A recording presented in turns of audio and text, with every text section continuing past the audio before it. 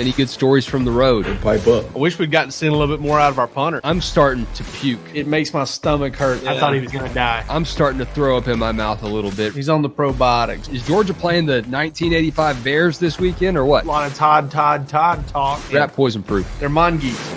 We will not be hunted at the University of Georgia. I can promise you that.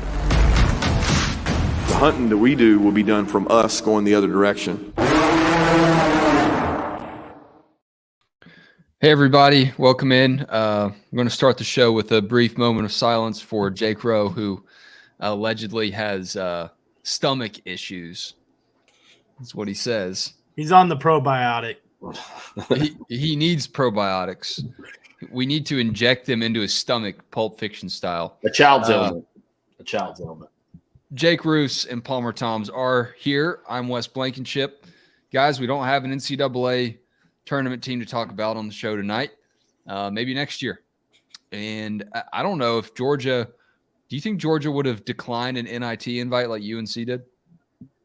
No way.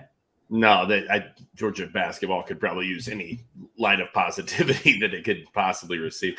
Georgia basketball wouldn't have declined a CBI or CIT invite. Maybe.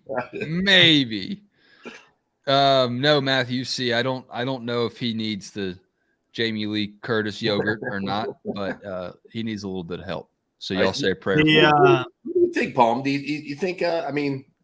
Georgia. I don't know. I guess does it all depend on how the transfers pan out over the course of the year if they're back in this conversation next year? Yes. Okay, so I was waiting on this. Georgia women's basketball just announced into the tournament. They're going to be the 10 seed playing Florida State in the Iowa City, Iowa regional. So You gonna go? There you go. We do have an NCAA tournament team to talk about. No, I mean that's a first-year coach. This was a first-year coach hired a year ago today on Selection Sunday. I think without getting into too much detail here, Georgia's going to lose a couple of guys. Already they've got a couple of seniors, 3 seniors who are out of eligibility, 1 senior who has said, he does not plan to play college basketball next year. They've got another senior in Terry Roberts that they're waiting on, who's their leading scorer. Cario Quindo, my money would be on him entering the transfer portal probably tomorrow when that portal opens. And he was kind of like on the fence earlier, this past offseason, was he not? Well, he entered last season. Entered last season, but decided to come back to Georgia. My money would be on him entering and leaving this go around. Him and Terry Roberts probably both. And that's a tough blow. Your 2 leading scorers. So that leaves Georgia with 6 spots in the transfer portal that they can go out and add. They need big men. They need guards that can handle the ball. They need scorers. They need a little bit of it all. So go back. Sounds like they need a little bit of everything. Yeah, so describing all the parts of a basketball team. They need an arena that isn't falling apart. Yeah, they've got a coach. They've got a coach. I do think that they laid a good foundation. Clearly not at the arena, but in terms of I think the foundation fine. The foundation is fine. It's just the roof, right? It is the roof. No, I'm curious because I don't know this. I didn't watch Georgia basketball. Lucky you. I appreciate you writing all those articles, Palmer. I didn't read a lot of them. I'll be honest with you. What is the deal with Aquindo? Why is he going to leave? I don't know that I understand. I get the move. I don't. Is he disgruntled, or does he feel like he can improve his situation? I would probably lean more towards the disgruntled side. Okay. He is not a great defender. And Mike White is a defensive-minded coach. And look no further than the second half of the SEC tournament game that they played against LSU. Cario played 2 minutes. I think it was the first 2 minutes, if I'm not mistaken, but played 2 minutes in that half. He came off to the bench. Georgia was down double digits. They went on a run. They needed stops. and obviously needed scores to get back in, but they needed to get some stops, got the scores. He didn't end up coming back in the game. So played 2 minutes in the second half. I think that if you look at the team down the stretch, there was a checked outness from Terry Roberts post concussion, from Cario, very streaky player. So I would say probably a little bit of both. I think that with him last year being the leading scorer coming back, it was a situation of really good player on a bad team. And he looked a lot better because of the players that he was playing around. And he had a lot of free will there. He had a lot of ability to go get his because no one else on that team was good enough to get theirs. And so I think it's probably best that they do part ways and that they do bring in some new guys. I'll be interested to see. Like I said, they need a little bit of everything in the portal. They've got 2 freshmen that are going to be coming in Mari Jordan, who's from Atlanta area, and Dylan James. He's a small forward, and Dylan James from Florida area. So, Palmer, what do we know about Stegeman? Andy Stowe is asking if the home games will be. I would say we'll probably learn a lot more about that in the next coming days and weeks. I mean, they're not going to have to play home games at like Bear Hollow Zoo up the road, are they? Out on the courts at in Normal Town, man, just over outside of Russell Hall. I don't think that's going to be the case. I don't think they're going to be lacing them up at Clark Central next year. That would be sick, though. They should do one game. That would be great. Awesome. It would be like cool. A community game. But no, I don't think that's what's going to happen. Gymnastics is in season. They had a meet that was done. Yeah, I was supposed to take my daughter, and they moved it. Yeah, that was over like good enough, wasn't it? It was in Duluth, yeah. So, I mean, I think that Stegeman will be fixed by then, and if it's not fixed by then we're seeing a big renovation that's happening. Listen, I mean, this may be like the flair, right? Like a lot of people have called for Stegeman to be upgraded significantly for a long time. They upgraded it in 2017, right? I mean, I think it's a cool venue. And I think that the location is ideal. I think where it is perfect. Bingo. So I hope that doesn't change at all, whatever they decide to do. Bingo. I mean, a lot of folks called for, with the Classic Center doing some renovation and adding on that arena there. Mm-hmm. I think a lot of people would have loved for Georgia to jump on that, but the UGA Athletic Association wants a university-owned, on-campus athletic facility that they can have and use and rent out for different events, whether it be high school graduations, a multi-purpose facility that they can use for camps, for, other sports, for prospects. You've got volleyball plays in there in the fall. Gymnastics is obviously done in there. And that's a big part of the thinking here too, is gymnastics is something that draws attention. For a while, and it may still be the case, it was the second best attended sport on campus. And so, I think that is absolutely in consideration here. They want something that's going to be on campus. Like you said, the location of Stegeman is awesome. I think that. Well, hey, in a few years, Kirby may have expanded the football facilities to include the footprint of where Stegeman is now. They might just take it. Make another indoor out of it, or somewhere to host recruits. He's like the professor on I Think You Should Leave. Give me that. Give me that.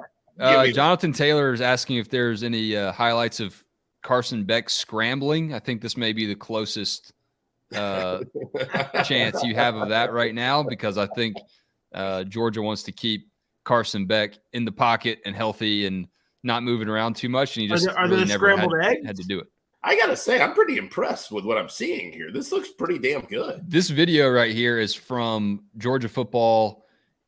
Says we have some real chefs on the team. Rookies taking on the vets. I don't have the audio on, but y'all can go back and watch that. And it looks like there are some people who can actually find themselves cooking into some, I don't know, some cooking competitions down the road. I mean, look at that salmon, that rice pilaf. I'm with it, man. That looks. Is that a tasty. pilaf? Is a pilaf? Is that what that thing is? Like that cylinder of rice? Look, I was I don't proud speak of my. French, so I don't know. I was proud of my grilled chicken salad that I made for dinner tonight, but that doesn't compare. All right, let's actually talk some football. All right. I want to start the show tonight. Palmer, you had an interesting dive. I've seen some other people around here on the beat asking about this. I'm not going to claim I just with my producing wizardry came up with this question on my own, but I think it's a pretty cool hypothetical.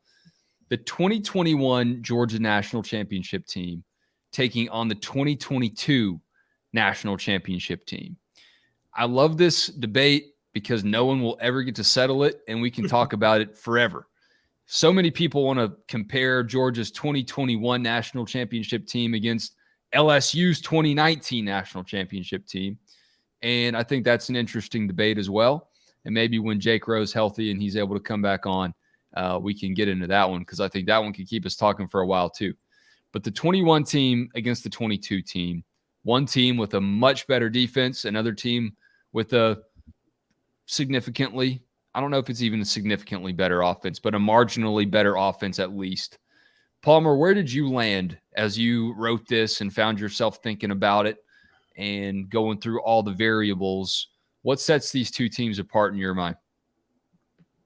Man, I didn't really even think about where I landed when I was writing it because I was listening to what these guys on the team, we talked to them at the combine about it and what they had to say. And I was actually, amazed that Robert Beal, who was the team sack leader on the 21 team and that generational defense, he ended up going with the 22 squad versus Kyrus Jackson, who was a part of the better offense, one of the top scoring offenses in school history in 2022. He went with the 21 squad. So wow. I think, and he had a bigger role on the 22 team.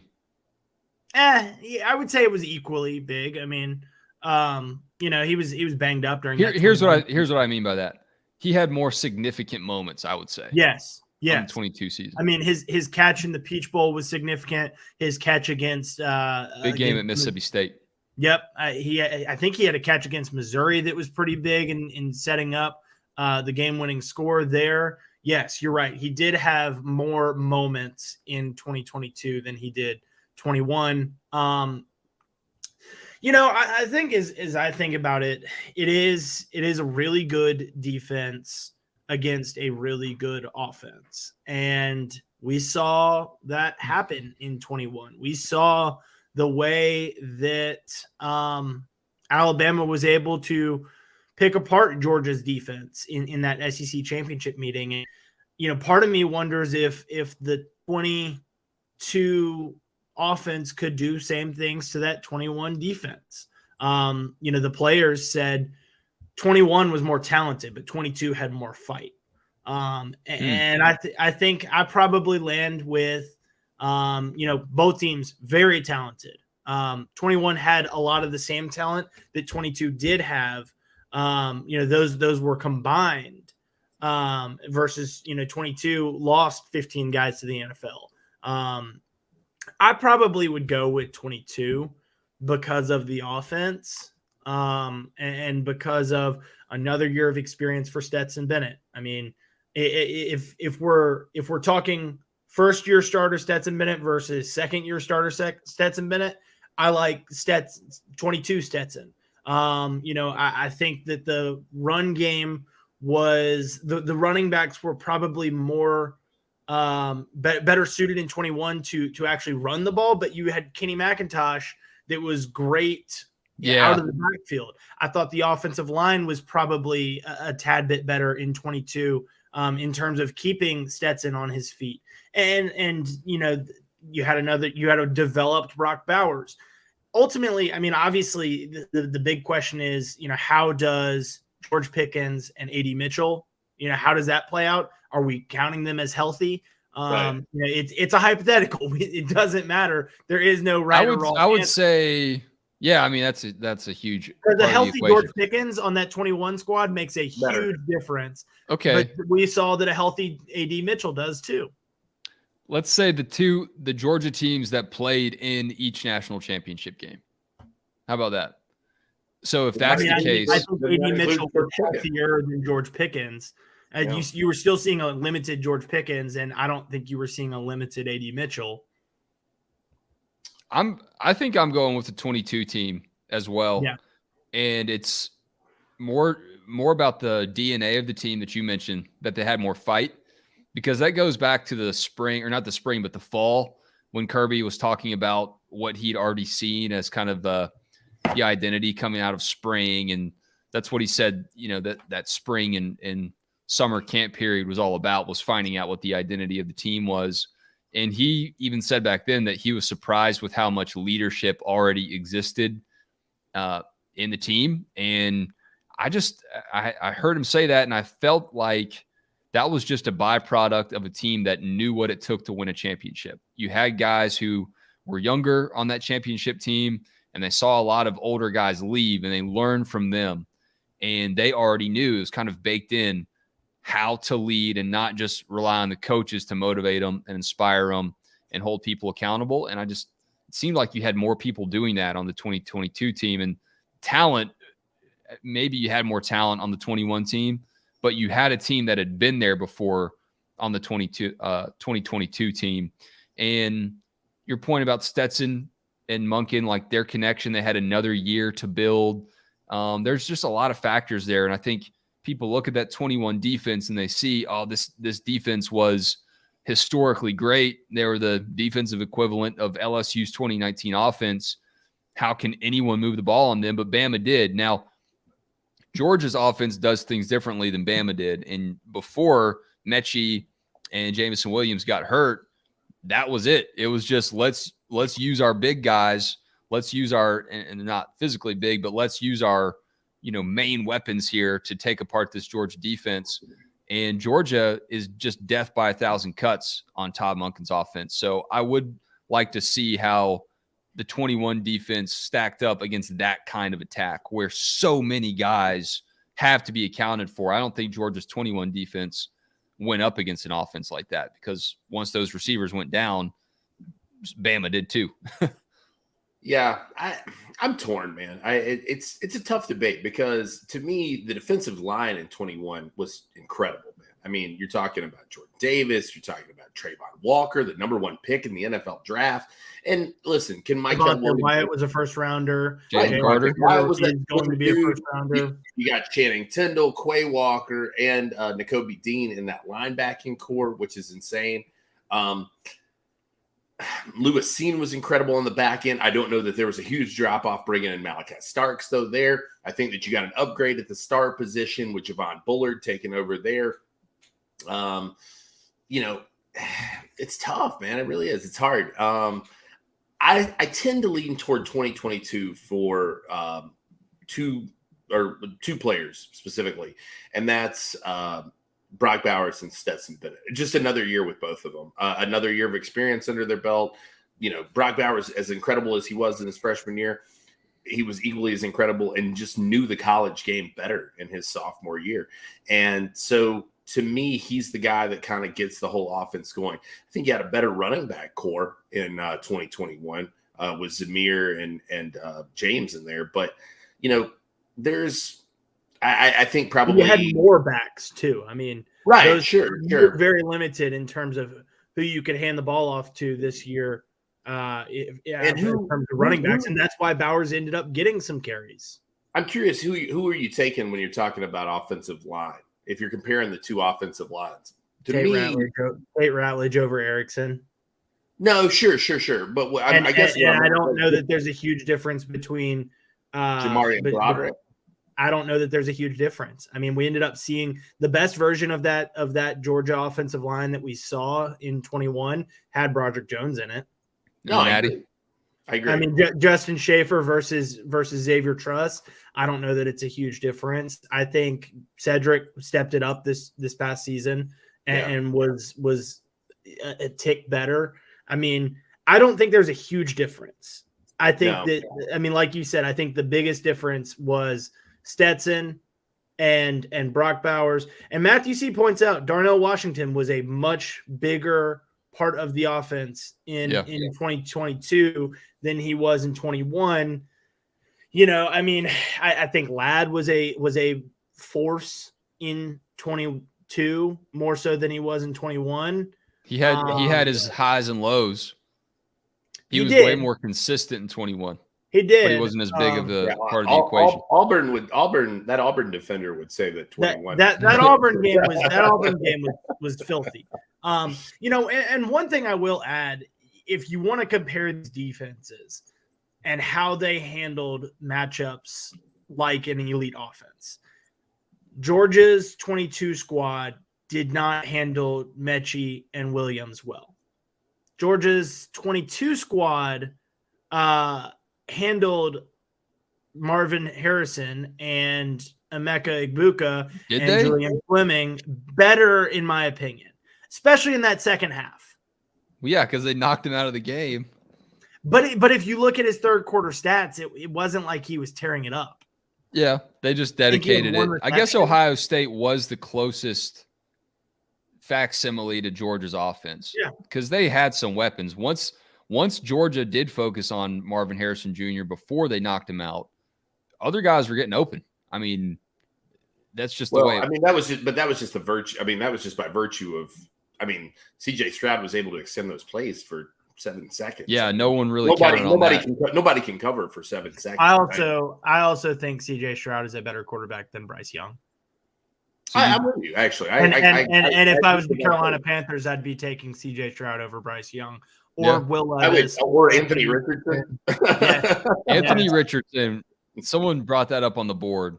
I'm not an Anthony Richardson hater, but I am an Anthony Richardson at number 1 overall in the NFL draft hater. I'm not even going to deny that. We got to wait to have that kind of a conversation until Roe is on, because I know he's pretty opinionated about it all. Well, we can just go to Twitter. Here's the thing. I pray to God it happens, because I feel like if it doesn't, the Falcons are going to figure out how to do it, and I don't want to see that. So I pray that the Carolina Panthers cannot resist the charms of Anthony Richardson. I just couldn't believe that there's any possibility that Florida, with all the turmoil that the Gators currently have going on, could possibly have that big of a program marketing boost with everything happening in Gainesville right now, with everything they have going on, with the players hitting the portal, the coaching staff turmoil, fans freaking out about Billy. Well, we do have the number 1 overall pick in the draft. Well, that graphic would be hammered to death on Twitter and Instagram. Yeah, but so would the one that said 6 and 7. I mean, I know, but it's like, you've got coaches that were capable of being NFL coaches. You've got the number 1 overall draft pick. You probably should have been a little bit higher than 6 and 7. I get it, but no. Listen, like I said, this is it's an interesting debate. I mean, the not only him, but the 21-22 thing. Jordan Davis was such a difference maker, man. He was so. Are y'all surprised by the fact that Florida has never had a first overall pick? I am surprised by that, because I was surprised by that. Surprised by that one, and Bama. It's still Bama hasn't either. Really? No, they've never had a number 1 overall, and they could. I mean, I don't think anyone's going to really hate on Bryce Young as a number 1 overall pick too much if it happens this year. That's unfortunate for them. What's that? I said Georgia won't go back to back number 1 overall picks. No, I don't think that was ever going to happen, though. I think that's the plan for a team to trade into that number 1 spot. I agree. But I still maintain that I do think Jalen Carter may be the top prospect in the draft. And I think, I mean, as a Titans fan, if he slips out of the top 10 and they don't take him at 11, even with Jeff Simmons there. I told you what's gonna happen if he slips past the Falcons pick. You know what's gonna happen on the show. We won't be seeing you on the show. We're gonna see it live on the show. No, we're not. We're just not gonna go live. I'll just know. I'll pencil that in. I wrote on Bloody Tuesday though. I mean, there's been all these predictions now that Jalen Carter is gonna fall out of the top 10. Hottest take that I probably could offer up, because I'm not a hot take guy. I'm just bored by hot takes. But my hottest take is I don't think Jalen Carter is going to fall out of the top 10. I think that is so. I don't know that he falls out of the top 5. Moral, like, grandstanding that any reporter that really believes that should probably just like go back and look at the history of the league and what the GMs do. I said this on the Bill Shank show last Tuesday. Jalen Carter, say whatever you want about him. Maybe there's a track record to speak to what he's done. Jalen Carter largely was in trouble for participating in the crime that the majority of Americans participate in. The number one crime that everyone participates in. Yeah. Yep. And I also said this. I said this today, talking about the whole situation with a friend. If that did not happen in Athens and that other car did not have Georgia football program members in it, there's no questions about Georgia's football culture. If that happens in Dallas and it's got members of, just his friend group or his NFL training squad or whatever, that there's no questions about Kirby Smart. The Kirby Smart's having to answer about Georgia football's culture. No, it's the fact that the kid is under such a significant magnifying glass. And, I think, and again, I'll reiterate, like I said this last week on the radio, the kid is, a lot of people, it takes something pretty profound to happen in their life before they realize that they're not invincible. And this kid, I think, probably for him, this was the moment where he woke up and had to say, look, I'm not just anybody. I'm not Dave. Mm-hmm. I'm not Dave from Blairsville. Okay? Yeah, because the cop that let him go definitely didn't send that message to him. Exactly. Right. Sure. So yeah, I think that sometimes you hope that this is a moment that will propel change in the young man's life. I do. Yeah. Not just for Jalen, but for a lot of his teammates and for the coaching staff and everyone that has to do that work. But we talk about that every week, and we also talk about Breaking Tea every week. It is the most phenomenal Georgia apparel resource you can have in your bag.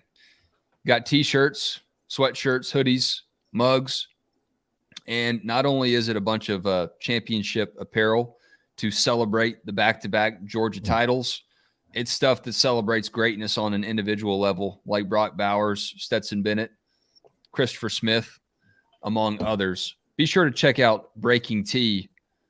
As always, there is a link in the show description. Well, our number one pick. Our number one pick. Yeah, that's our number one pick. Let's just get to some questions really quick before I hop into this next topic, guys. Jonathan Taylor asking us about Riddick on Flip Watch and talking to us about Colts running back Jonathan Taylor. Yeah. No. Rumors of Matthew Stafford to the Falcons. I can't really keep up with Jonathan Taylor, but trust me, JT, we will get to all this recruiting news. We got a recruiting segment tonight. In a moment.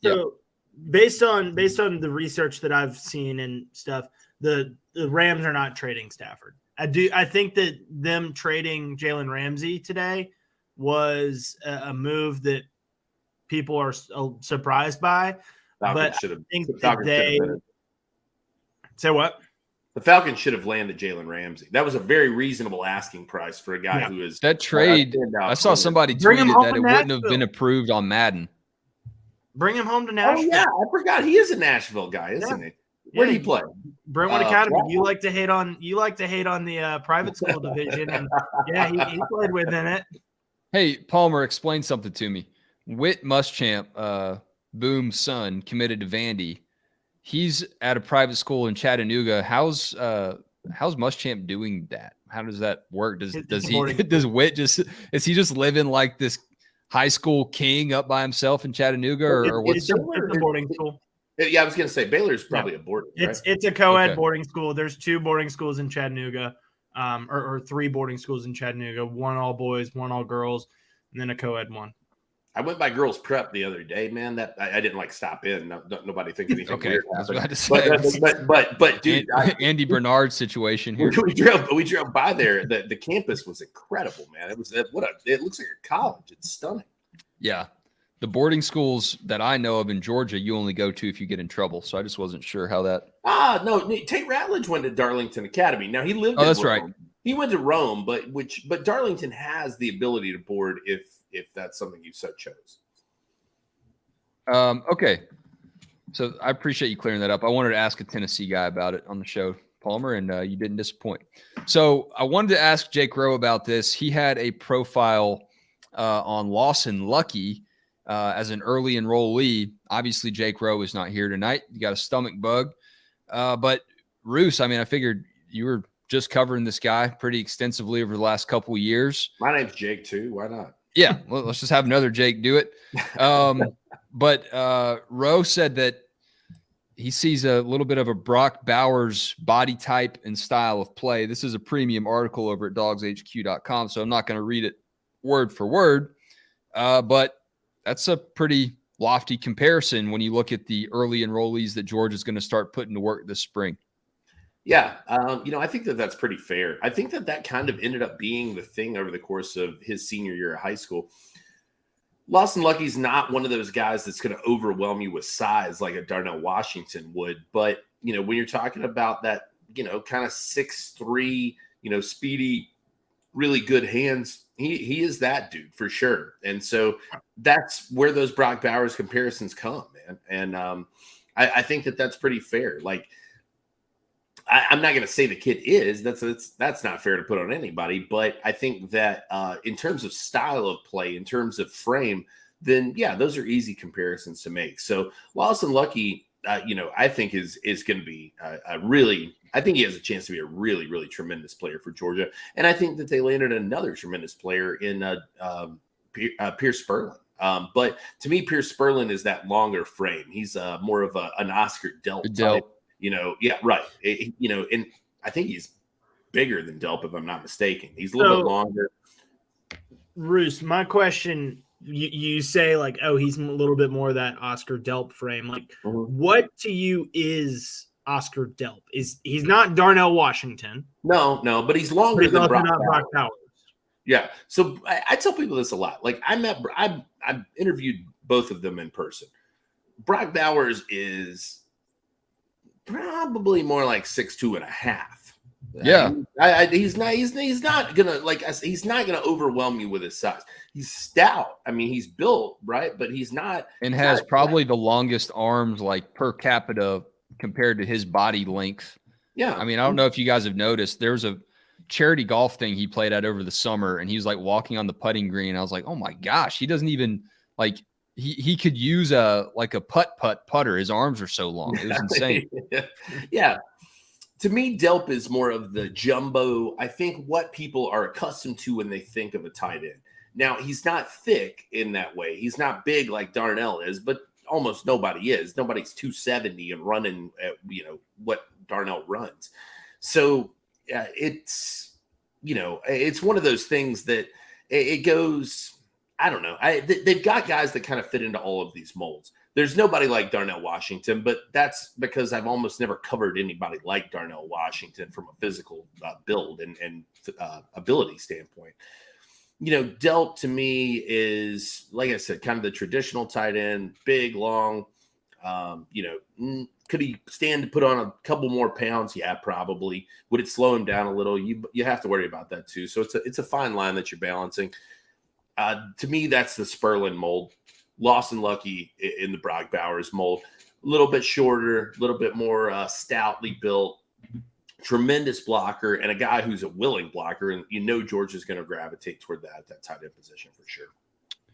Well, good stuff. I wanted to give Rowe the chance to hype his article there, but he's not with us. But Palmer Toms, you are, and a couple guys you wrote about over the weekend Dan Jackson and Javon Bullard for a couple different reasons, but you did write about Dan Jackson's experience in the safety battle. And as you looked at Jackson's impact over the past couple seasons, it's gotten a little bit bigger, but he's got a lot more talent to compete against each and every year with the way Georgia recruits in the secondary. So how important do you really think his experience can be when it stacks up against some dudes who might have a few more stars by their names?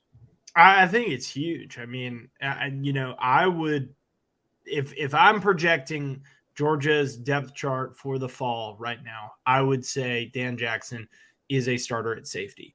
And I think that's because of the experience. I'm very interested to see what his participation in spring practice is going to be like. I would imagine he's an active participant, but obviously foot injuries can lag along a little bit longer than you would like, and can some days it bothers you more so than others. So that's a position that you have to run well. Dan is somebody that was a player on that 21 defense. He was a player on the 22 defense. Maybe not necessarily a starter on either of those squads. He started some games in place of Chris Smith in 21 and started the season as the starter in 22 before Malachi Starks reminded us what a freshman All-American looks like. But I think that it's not terribly crazy of an idea to say that Dan Jackson could be the starter replacing Chris Smith this fall while they bring along guys like David Daniel Sisavon and Janelle Aguero. Is it crazy to think that by midseason Dan Jackson is not a starter? No, I think Dan Jackson is going to be a part of this defense. They love playing dime package and having Dirty Dan. They love playing that dime package and having a third safety out there. David Daniel did that this year. So could he move from that third safety into a second safety? Maybe. But when everyone was healthy, it was Dan Jackson over David Daniel. So that's kind of what I wrote today. Don't forget about Dan. I think that because with those guys that are injured at the end of a season and not a part of that picture, they often get forgotten. And with a position battle that Georgia has at safety and the talent that they've got there in replacing it, don't forget about the walk-on. Yeah, Harry Leggy here. I don't know if he's any relation to Dean, but he says Boom is going to play everybody. And I think that's really the function of Georgia's defense that helps Dan Jackson. And that's no disrespect to Dirty Dan. I know that he can hold his own out there, but ultimately, Georgia doesn't have a ton of guys game in and game out who you're like, oh, that's their, blank island. There may be Dan Jackson Island, but Georgia's defense rotates so many people in and out. It's more so, can he stay healthy? And yeah, for him to be a starter won't be a surprise. But I think if Dan Jackson becomes like this shutdown member of Georgia's secondary where you just can't throw on him, that will be an opportunity for him to enter his name into the Georgia history books. But we've seen it on our message board. We've seen it on social media. When that guy's out there, everyone just wants to beat up on him and blame him for everything that goes wrong in the football game and in their personal lives. So we'll see. I'm pulling for Dan Jackson. Hope he can stay healthy.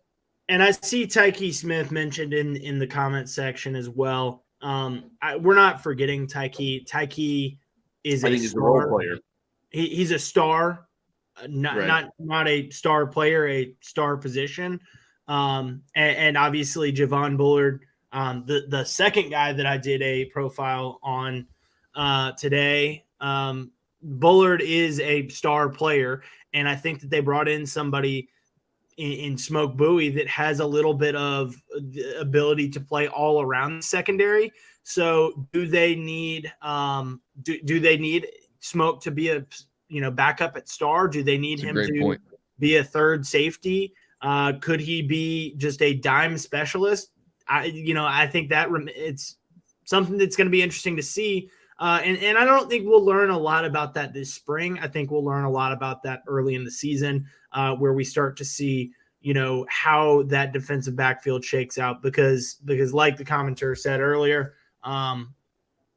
Muschamp's going to play them all. Muschamp's, and Janelle Aguero is somebody that is really interesting to me because I think that, if you look back at this time last year in the spring that Malachi Starks had, it was a lot of tough love. And is Aguero ready for that? That was what I was going to say about all of this is like, I had Dan Jackson kind of penciled in to be the starter last year, just because 98% of the time I'm never going to slate in a freshman, especially at the back end, the defensive back end. No way, man. That's a lot of responsibility to put on a young guy. Malachi Starks cut from a different cloth, obviously, and able to step in and do that. Do I think Janelle Aguero cut similarly? I do, but I'm going to go ahead and probably, like you said, Palmer, I pencil in Dan Jackson to be the guy kind of in the early part of the season. Right now, we'll see how spring plays out.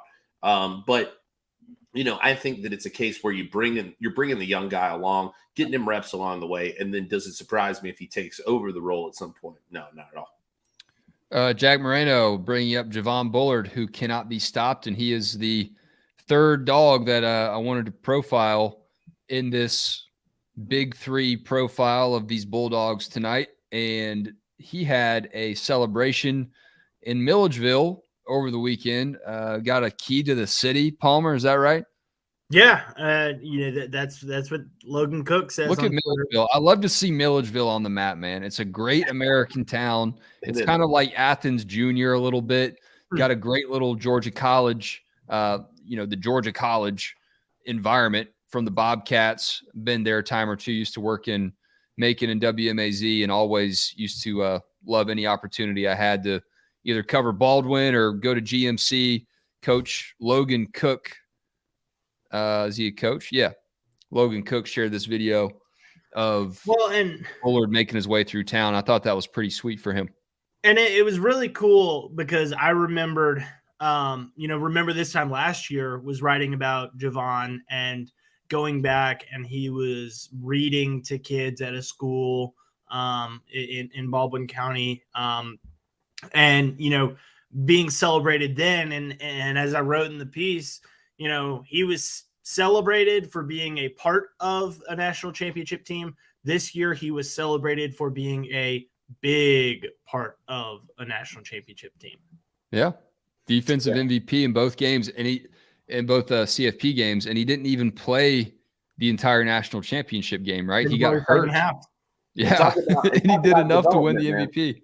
Talk about development. Javon Bullard, I believe a 3-star guy. I don't think anybody had him higher than a 3-star.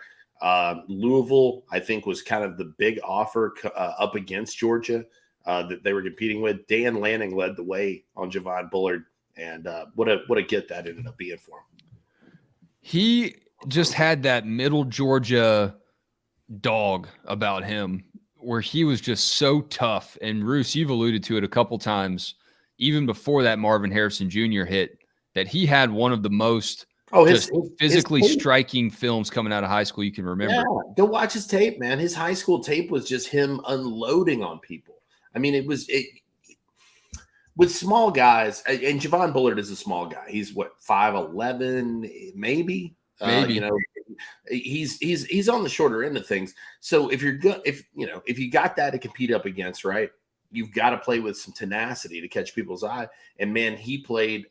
I mean, he's got shout out to our guy Dana Point Dog over on the board. He's got a little bit of that honey badger in him, man. He really does. He comes up and he strikes, and he plays so physically at that size, and that's what you got to do. And I think it's really, really cool to see what it's turned into for Javon Bullard. Well, Palmer, you mentioned speaking of guys that just aren't, that huge, rangy DB that Kirby really seems to like to get, but if you can play, you can't stay off the field.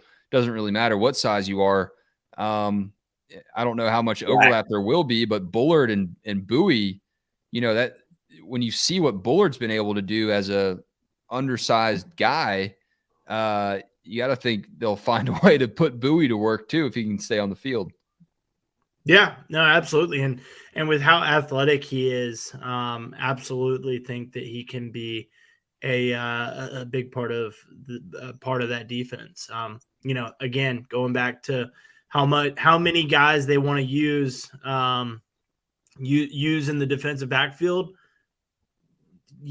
Fresh legs and having talented fresh legs. He could be cutting into a little bit of the Tyke Smith time. Yep. And Tyke also could transition to safety where Georgia has questions. Smoke could end up being more of a slot corner. Right.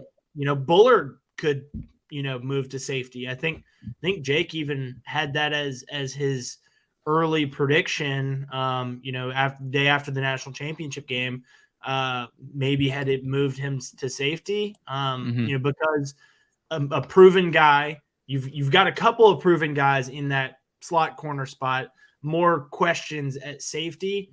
Do you mess around with it, or do you try it out this spring? Would not surprise me with how much Georgia cross trains in the secondary. That's one of the just deadliest things about Georgia's team and the way that they operate at every position group is that cross training. They do it on the O-line. They do it in the defensive secondary. About the only place they don't really try to do it.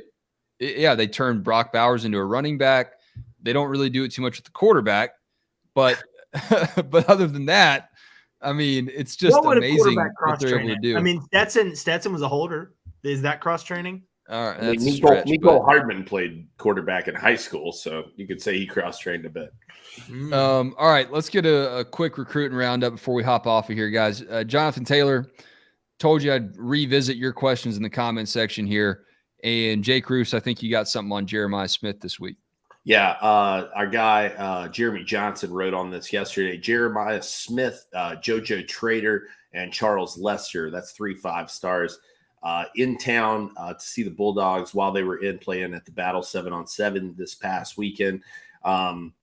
This dude, Jeremiah Smith, is blowing minds, man. Every return I've heard on him is that he is that guy. Chad Simmons mentioned the idea that if he were to come out of high school this year, where would he go in the NFL draft and how high would it be? So yeah, he's legit, man. He's legit. Ohio State is going to always be tough to beat for a wide receiver. Brian Hartline is that guy when it comes to that position in college football. And you go look around the NFL, the track record's there for him too, right? You got Chris Olave, Garrett Wilson, Terry McLaurin. Marvin Harrison's going to be there soon. Yeah, Marvin Harrison's going to be that dude next year. For sure. Digba this draft. Right. Yeah. So they've got a strong legacy there. If you want to be an NFL receiver, Ohio State's a great place to do it. Georgia has to continue to build that. And I said recently too, look, George Pickens has done such a service to Georgia by doing that, because AJ Green was the guy carrying that flag for years and years when it came to the wide receiver position for Georgia. Now Pickens is one of the NFL's the guy who has had to take that one up. So look, am I predicting any kind of flip or anything like that? No, I'm not. Jeremiah Smith is a guy that Georgia will continue to court. I think that they would love to do that. Andy Stowe says if Georgia gets Dylan Raiola, he might follow. Yeah, that's possible. You get that Pied Piper effect if you bring in a guy like Dylan Raiola. People are going to want to be in that sphere of influence. They know what he can do. But at the same time, I think that it's going to be tough. Georgia is going to have to continue to develop and continue to put out wide receivers. I think that they've got a great system to do it. I think that, it's taking the turn that it needed to take. Brian McClendon's going to be able to bring dudes in to do it. But it's just going to take some time. Yeah. Speaking of Raiola, we got an interesting Twitter like from Peyton Woodyard. Corey Williams with a bunch of numbers. I don't know if this is someone's burner or bot account or what, but Corey said, bring Raiola with you to UGA, and Peyton Woodyard liked it. So I don't know. I don't know how much to read into that, but if you do read into things like that, I just wanted to let you know, because y'all don't see that stuff. Peyton Woodyard wants it. There's no question about it. He's on campus. I believe he's supposed to arrive either tonight or into Monday morning. But another guy who's out here for that 7-on-7 tournament. I said battle. It's Pylon. But he's a real key guy in this class. Big time recruiter out there on the West Coast for Georgia. Very solid kid. I think he's number 2 in the safety rankings for on 3 in the industry. So a big get for Georgia there. Look, there's a lot for Georgia to sell right now. There's no question about it. And I think that this class really can be as historic as people think it could be. Yeah, it looks special. And then quick update on Riddick on Flip Watch. You hearing anything about that? Any kind of news and notes on that front? Alabama's really confident right now. I will say that. They felt like they made a big impression on him the last time that he visited Tuscaloosa, which I think was like a week and a half ago, if I'm not mistaken. So they feel pretty good about where they stand with DeMarcus Riddick right now. I've been told that they don't feel like anything's imminent, but there's some confidence building there.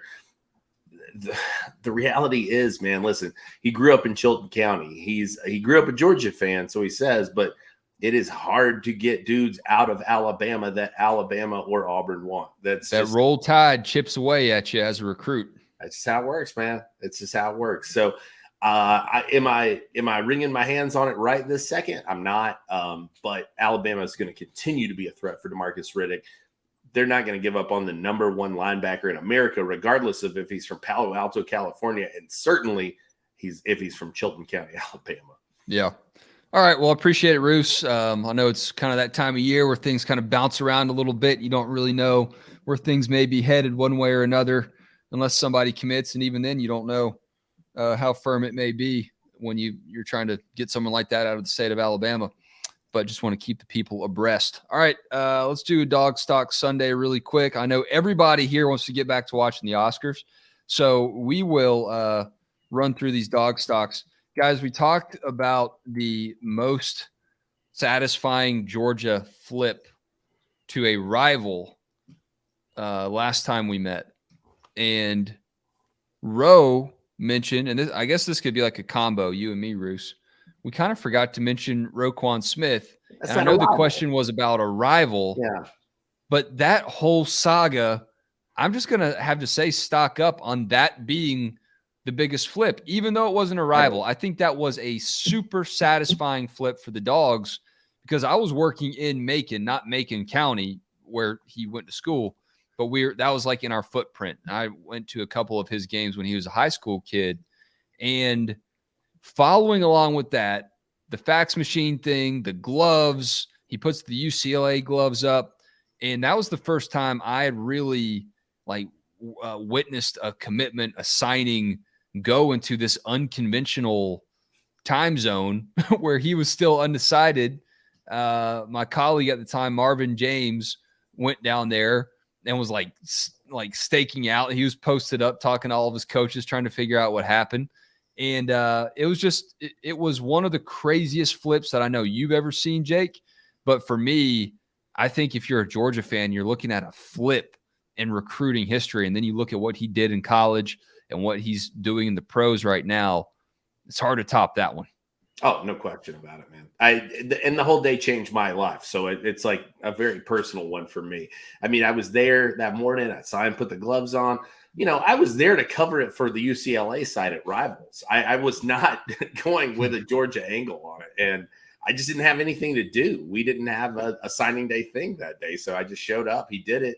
And I remember asking him, I think the video has since been deleted, unfortunately, but I asked him on camera, I said, so is the paperwork signed? And he was like, no, I'm still going back and forth. And I wish that we could get the still of my face when he said that, because it was my first signing day, working the beat. I was on my own. Jake had been my mentor through the whole thing. And so I was just kind of by myself, and it was insane, dude. It was crazy. So Roquan was just breaking news to you. Oh God. Yeah. I'm about to crap my pants, and I'm in Macon County High School gym. I don't know what I'm doing. I'm nobody from nowhere. And here I am, and I'm sitting on what was probably the biggest story of that day in that signing day. So easy. It was cool. That was a neat one for sure. And definitely probably for Georgia, yeah, the biggest flip of all time. Marcus Stroud has to be up there as well, though, for sure too. I think that's pretty satisfying because it was Florida.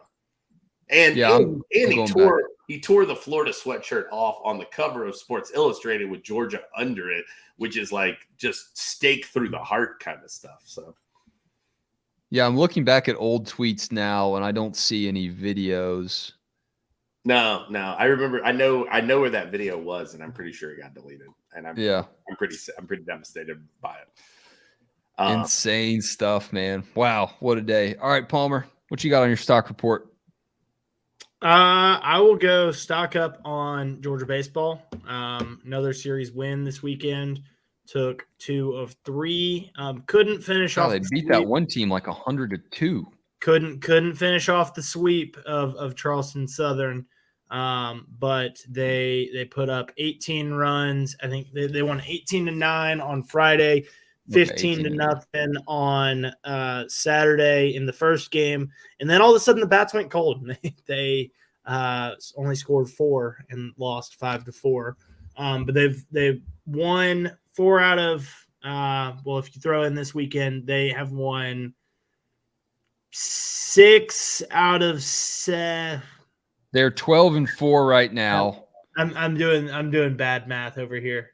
That math is incorrect, Palmer. 6 out of 8. They've won 6 out of 8 games. 6 of 8 games. 4 out of 1 or 4-1 against Georgia Tech and Georgia Southern. So SEC play starts this weekend with South Carolina coming to town, and I think that this is going to be pretty telling. South Carolina comes in. They were ranked number 20 this past week. They're 16-1 overall. This is when big boys come out to play, and Georgia's bats have been great. Georgia's pitching has been has been what it is, and it was a question early on. The starters have stepped up. The bullpen has remained to be a little bit shaky, so they will go as far as their pitching will take them. But I think the offensive output from this team has people excited. I see the conversation on our board every time they're playing. So it's time to let the big dog eat. So Georgia this week, they will play Wofford on Tuesday. Yep. South Carolina Friday, Saturday, Sunday. Awesome. And then the women's basketball team made the NCAA tournament. They'll play Florida State on Friday, which is St. Patty's Day in Iowa City, Iowa. So best of luck to the Lady Dogs, and hopefully playing on St. Patrick's Day is a good omen. I'm gonna say stock in the middle and let them decide how to do it, but make the investment in basketball. Georgia athletics, go fix Stegeman. You got Mike White. Things are on the up and up, man. If there were ever a time to do it, go do it now, man. Let's hoop, guys. Thanks for watching the Georgia Show. Please hit like, hit subscribe. We do this every Sunday and Wednesday at 9:30 p.m. Eastern, and Bark After Dark every Monday at 9. So hopefully Jake Rowe's gotten enough fluids back in him, and he's gotten electrolytes, and he's ready to go. Palmer, you may be on deck. I don't want to have to do what I did after the national title, man, and just sit here and just filibuster for 45 minutes. Gerrymandering, filibuster, whatever. I We're appreciate a all sports show, that. not a politics show. Yeah. Allegedly. Y'all have a great week. We'll see you when we see you. And hop on over to the DawgsHQ message board for the after party. If you're not already a premium subscriber, $29.99 through August 31st. You don't want to miss out on that. Y'all have a great time this week. See you soon.